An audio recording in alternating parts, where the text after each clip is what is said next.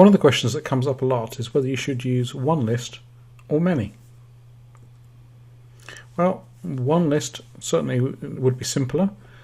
You've only got one list to organise.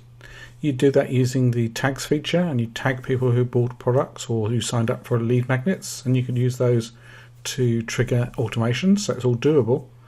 On the downside though, the API links, linking and actually getting people to subscribe via the API, which products like OptimizePress 2 would do, doesn't really support tagging, so it really puts a dampener on that. You can't really do it.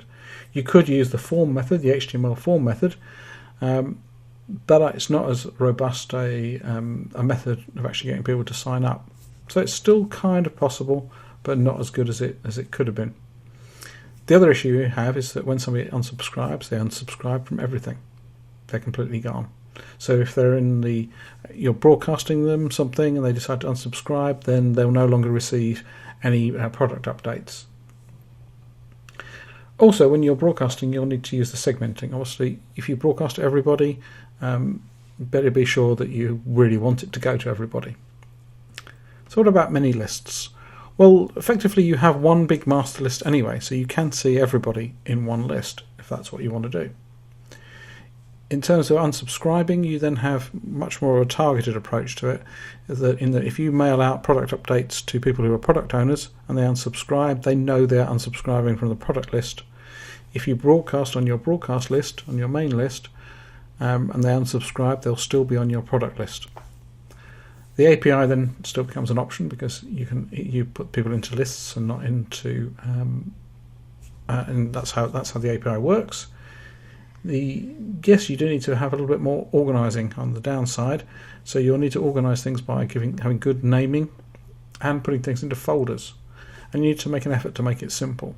So both of those methods have a chance to be complicated by, in the case of one list, you'll end up with lots of tags, and the other, you could end up with lots of lists if you're not careful.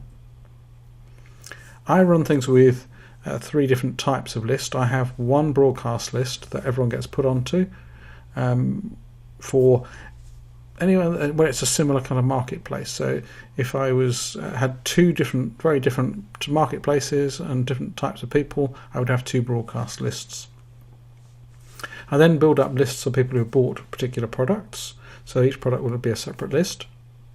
So I can then do broadcasts about the product and product updates. And then I have freebie come lead magnet lists that are purely temporary. So people will be on that list for the period of time when they're receiving automations about that, and automated emails about that particular lead magnet. And once they're done, I then remove them from that list and just leave them on the broadcast list. Or hopefully they bought products. And if they buy a product, I'll take them off the relevant lead magnets. So that's how I organise things. And I hope you decide to go down the same route too, of having multiple lists, and that's what I'll be showing you as we progress with the course.